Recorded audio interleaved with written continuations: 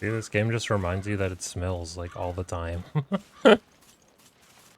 I feel like I remember thinking about something like that growing up with, like, it was something I never really considered in video games for the most part. Like, oh, the characters are in a world where things might, you know, like, they might be smelling things or experiencing temperature or, like, something like that I am not playing it. Like, I never kind of had that, like, visceral connection to a video game character before. But the first time that I ever did, the Jabu Jabu's belly in Ocarina of Time, I was like, it cannot smell good in there. I don't actually know if I've played any game, like, brand new on my streams yet. Not because I don't want to, but just because I've had a lot of fun showing off the random games that I care about that a lot of people don't care about. And also there's at least that tiny bit of stream anxiety of, like, if it's a game I know exactly how long it's going to be and can kind of pace it out a little bit. I know I'm not going to get stuck, or if I am going to get stuck, I don't feel that much shame looking it up for 2 seconds. I'd say especially the past, like... Oh, here we go. This is where I want to be. The past, like, 5 to 10 years in particular, I think I've just gotten a lot more, like, media literate with my stories and stuff. And...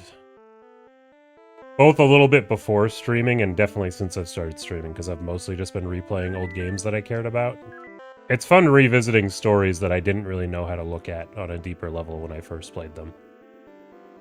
Like something like Alan Wake, I don't think I like totally got when I first played it way back in the day, and then playing it more recently, I'm like, oh, this story is so good. I love you, Miniki, so much that I started to practice lucid dreaming. I've like been tempted to like look into that kind of thing more at some point. But I'm also somebody that almost never dreams. Which is mostly funny because I can name multiple of my favorite games that are literally just all about dream worlds. So I don't know what's up with that. Something interesting is that I've ever since I was a kid had lucid dreams. Yeah, I have a friend who has basically always had lucid dreams, and like the way he described it was always so cool, and I was pretty jealous of it, to be honest. I usually dream mundane stuff, but it's hard to tell whether it's a dream or not. That's interesting. I feel like that's kind of where I'm at too, or whenever I have a dream, it's always like a short blip of like a surreal moment, but kind of a nothing moment. Like I grew up in a beach town where I would like this is just an example that always comes to mind. I grew up in a beach town where there's like a lot of like rocky shores that you can kind of jump around the rocks. And I had a dream at one point that just felt like it was like a 15-minute quick like experience, basically.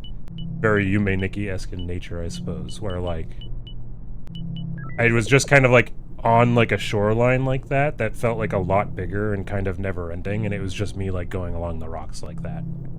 And that's what my dreams are. They're never these like big experiences usually where it gets like a lot deeper than that. I do semi-often. Yeah, no, you usually tell me about your dreams when you wake up, and they sound like 50-50 shot of being this like whole like week and a half that you experience. For better or worse, depending on the vibe of the dream. Oh, hey, Poppin', how's it going? I'm like 99% sure I have an art bot that is live DMing me. Did you accidentally use the word commission on Twitter? Because I made that mistake once, and I'm never making that mistake again. They just random DM'd you. Oh yeah, I think because you have, like, this has also happened to me before, where because you have, like, Twitch stuff on your Twitter, bots will look for that too. And I've even had one of them, like, follow me on Twitch and join my Discord server. So, like, depending on how available you have all of that information, they'll, like, they'll dig it all up. The bots are weirdly sophisticated like that. That stuff's always awkward, because they are actually sophisticated enough that they're, like... they make you do the mental double take of, I hope I'm not actually just shitting on a real person right now. But then also, if they're an actual artist looking to get commissions, maybe shaking down somebody with kindness for commissions isn't the way to go about it. Because that's really awkward for its own reasons. Oh, wow. That was like literally 4 seconds after you said that. You know how else I'm pretty sure you can tell that they're bots usually? Is that, honestly, part of me wants to test it. So the one bot that joined my server, again, I'm alleging that they're a bot. I guess maybe they're not. Is they'll post in general because that's just like a generic server name. So they'll know to like just generally like talk about whatever, just be like, "Hi, how's it going?" But they won't post anywhere else because they don't recognize the other names because they're a bot. God damn it. Alright, I'll let you guys play that out for a second. I want to see if something happens. Wait, are you messaging her? No. People are just acting human in the Discord right now. Just totally normal human beings. Basically, I assume trying to bait them out. God damn it. Yeah, I'm gonna ban them now. I think they would have done something by now if they were in full bot mode. I hate the world of bots. I feel especially bad. There was a time recently where, like, somebody that I hadn't talked to in a while swung by the stream and just, like, dropped a gift sub. And immediately it went to that bot. And I was like, God damn it. I love the whole gift sub thing. So seeing the name pop up, I was just like, man, that could have gone to somebody actually cool who's been swinging by. Everyone in your chat was just overwhelmed with our sense of humanity. Wait, humans? I thought you were all a bunch of animals.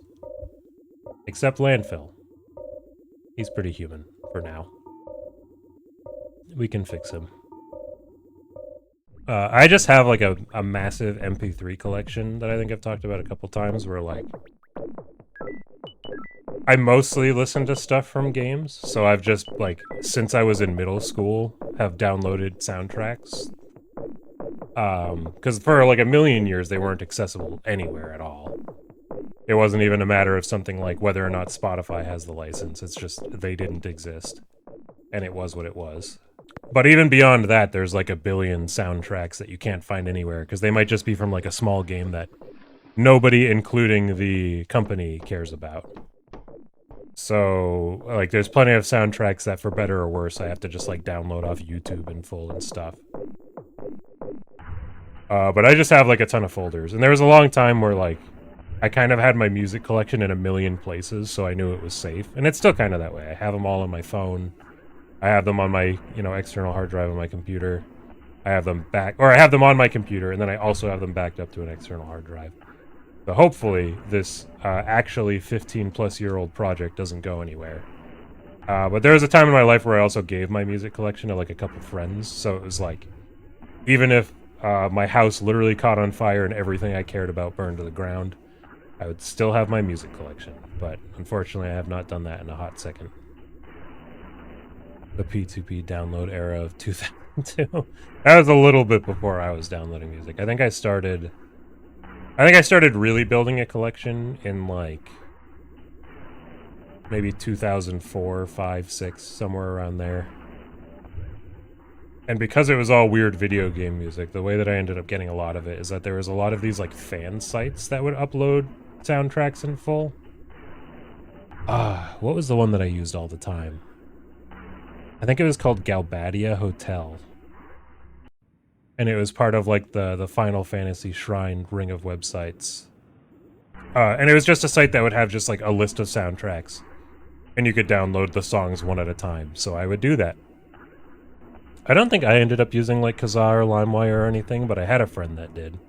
Sitting on clouds is sure convenient. Yeah, basically, at this point, if I'm getting my soundtracks anywhere, it's one of three places. It's either one, sitting on clouds, because that's, like, the website for that kind of stuff nowadays. Two, I have a program. It sounds like such a scam of a program. What the fuck is it even called? The website is called, like, DVD Video Soft or something like that, which sounds like the fakest thing ever. But my friend showed me it's like a suite of programs that, like, are actually pretty dang good at what they do.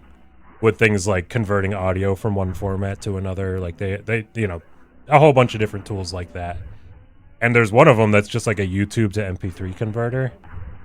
And you can, if you get the paid version, which I cared enough to do because of how often I use it, you can paste in entire playlists and it'll just download the playlist at once. So if you just search, like, game soundtrack playlist, you plop the playlist in there and then just download the whole thing. I just use original hardware format players to play VGM. That's fair. I know, like, I'm enough of a snob with, like, sound quality that I like it to be nice. But also, I'm generally I just want all my stuff in one place. Even if that's literally just for the sake of, you know, having everything in the MP3 player. Which is what I used to do all the time. I used to have, the Sansa MP3 players, because they were the only ones at the time that were both really good MP3 players and also had an SD card slot. I miss the Sansa clips so much. I actually looked into it kind of recently, and they're, like, affordable, but just enough money that I haven't been able to justify spending the money on it. And you could, like, mod the firmware on them and everything and turn it into this awesome, like, really custom MP3 player, and I loved it.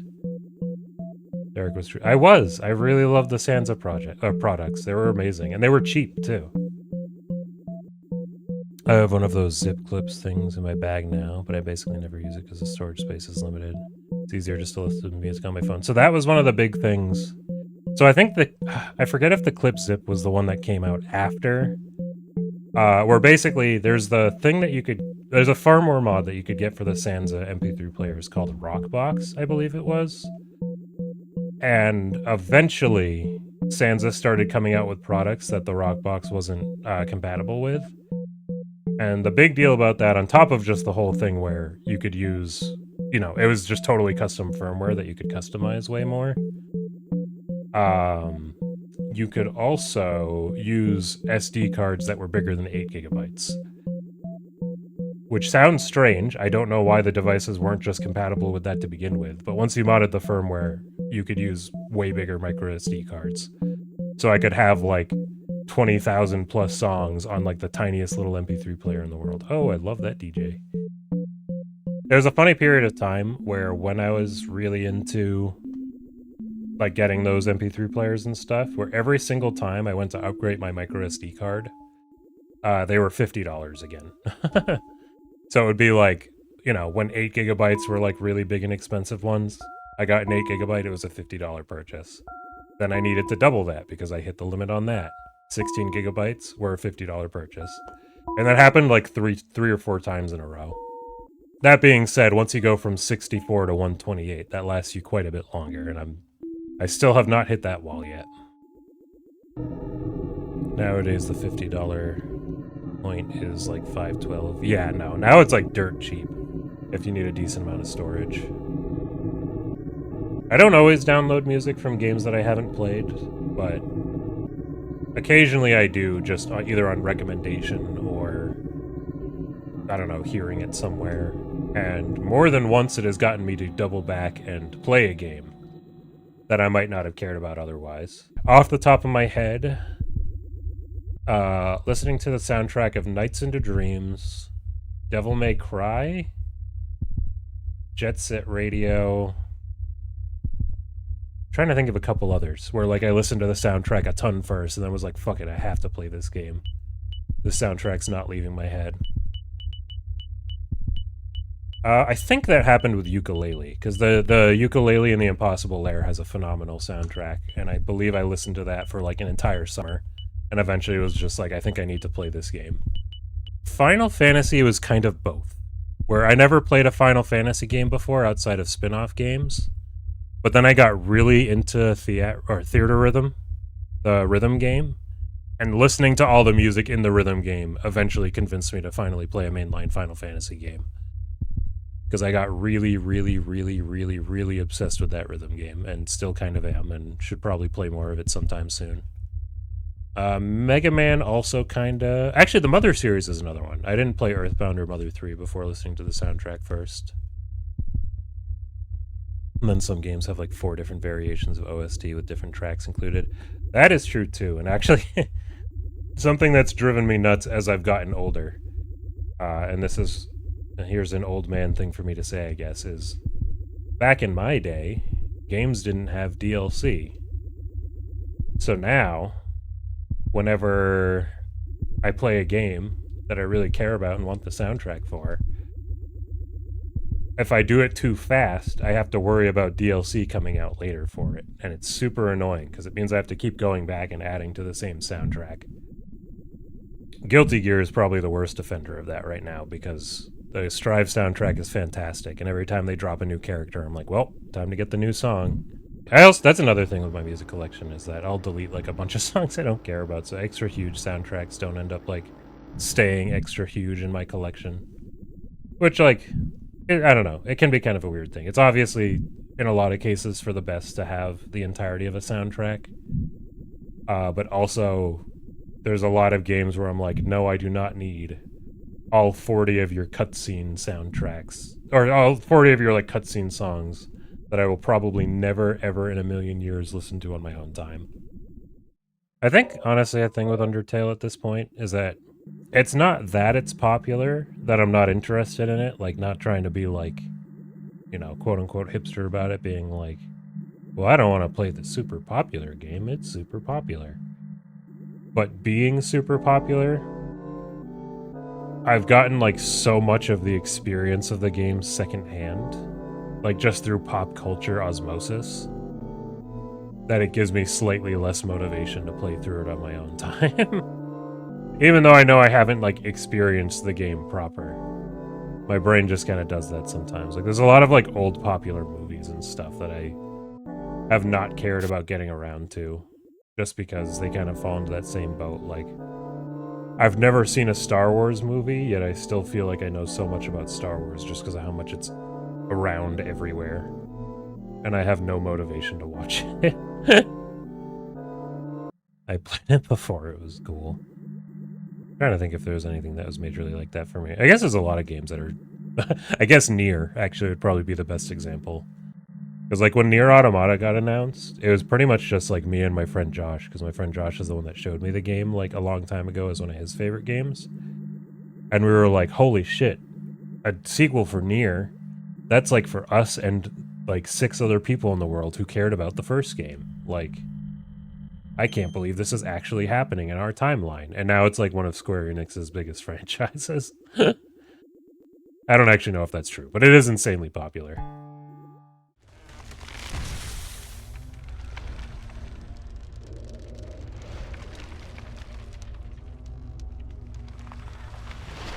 How the hell are you doing that? Something I feel like I keep thinking about with this game, because the lighting in this game is really good, especially for the time. And I want to say it was like a Linus Tech Tips video I was watching or something, where it was like sitting people down in front of a computer and we're like, is this a game on max lighting settings, or is this a game that has ray tracing on? And like, a lot of people couldn't even tell the difference, just because, like, over the years, people have, like, developers have just gotten so good with making little, like, tricks to make lighting work really, really well, that, you know, in the right game at least, sometimes, like, the lighting is doing what it needs to do, and it looks realistic enough that you wouldn't even think too hard about it. Like, at the end of the day, ray tracing just does look better. But lighting in games can look so good without it that people are just like, I don't know, it looks good. I've always been really bad at reading, and most of it is because I, like, straight up fall asleep while reading a lot of the time. Like, I'm always really bad at taking naps on my own terms.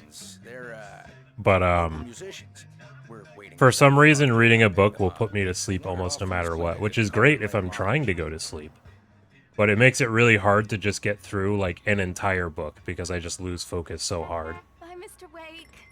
Which sucks, because I have a lot of books that I bought, like, back-to-back when I wanted to start getting into reading more, and then I read, like, a few of them and haven't gone back to most of them. I want to try again sometime soon, though.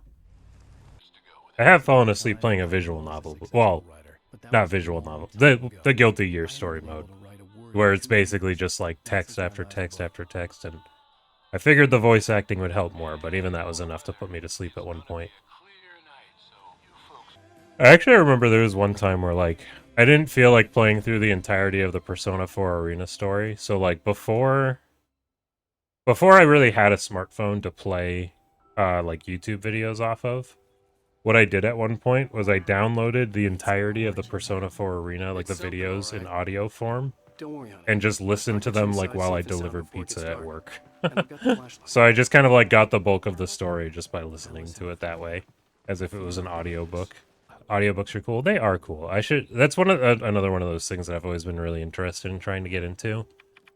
because I had... Let's take a look inside. Well, when I was delivering pizzas is also when I was in college. At one point, I had a class where I just had to read a handful of books. Which some of them were like one-off books, but like at one point we did like the entirety of Huckleberry Finn kind of thing. And because they were all like older public domain books, she was just like, and I also have links to the audiobooks. And it was honestly kind of perfect because I could just listen to them while I delivered pizza. And I was actually, I don't know, it made it a lot easier to even actually be invested in the stories because it didn't feel like I was just wasting away my night reading a book I didn't care about. And honestly, I thought that was going to be what inspired me to really get into audiobooks, and then I just kind of never went back to them. Trying to think of what I even have read. One of the big things that I did get around to reading was, I always forget what the heck it's called. The Notebook, The Truth, The Third Lie is the full name of the book. Not that Notebook, you know, like the one that everybody thinks of when you say The Notebook. It's some like super old novel that the only reason I even found out about it and was curious to read it is because it was one of the main inspirations for Mother 3, which is one of my favorite games of all time. Even down to the fact that the main characters are named Klaus and Lucas. And I can definitely, after reading it, I can definitely see why it was such a huge inspiration of the game. The real show that I wish I got the chance to watch growing up was Sonic X. But I was so ignorant about how, like, channels worked on TV that I didn't know that I could just watch that. Like, I saw, like, a handful of episodes over a friend's house and, like, saw a lot about the show online, but I didn't know, like, what channel it was on or what number it would be or when it was airing or anything. So I just, as far as I was concerned, it might as well have been something that was, like, from another country that I could never watch. I didn't even know for the longest time, like, that Cartoon Network was a thing until I went over to my friend's house and he, like, you know, he was just watching it on his TV and I was like, how are you watching this? And he's like, oh, it's just this channel. And I'm like, can I just do that? And then I tried it when I got home and I was real happy because I felt like I unlocked more television. Oh, wait, is this the...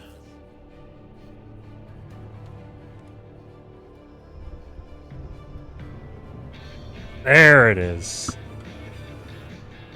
Want access to thousands of applications? Verizon Wireless has you covered. Check out the latest games. Discover new music and old favorites. Social networking, sports scores, news. It's all at your fingertips. No matter what you're... Anybody need a new sliding keyboard phone? Never-ending appetite for apps. Check out VCast apps and load up your phone.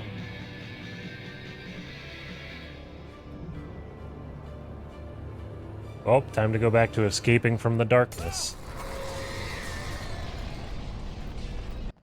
Is it weird that I enjoy when advertising games feel natural? Like there's levels in the new Tony Hawk game that has billboards for Red Bull and Wings. I'm coming, Barry.